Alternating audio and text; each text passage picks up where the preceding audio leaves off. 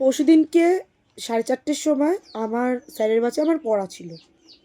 তা স্যারের কাছে পড়তে গেলেই স্যার বলবে কি, হ্যাঁ এত দেরি করে আসছো করো, টাইম পাঞ্চুয়াল হও, টাইমে টাইমে আসছো, টাইমে টাইমে আসার চেষ্টা করো।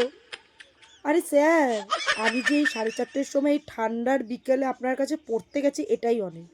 আর ছিল আমার মাটা বলে, মায়ের যদি ধ্যাতানিটা না খেতাম না আপনার কাছে পড়তেও যেতাম না। হ্যাঁ পাঞ্চুয়াল হতে হবে, এরমভাবে পড়তে আসলে আমি পড়াবো না। পড়াবেন না স্যার প্লিজ, আমি তো এটাই চাই।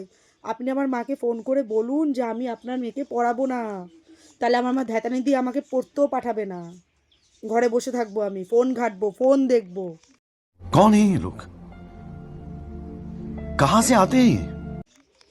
গেলেই বলবে পাঞ্চুয়াল হতে হবে, এই হতে হবে। আরে আপনার কাছে পড়তে আছে এটাই যথেষ্ট। क्या बोला तूने?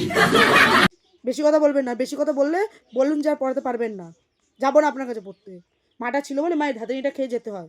ভাল লাগে না, এদিক দিয়েও ধাতানি খাবো, পড়তে গেলে স্যারের কাছ দিয়েও ধাতানি খাবো, এটা আবার কি হ্যাঁ?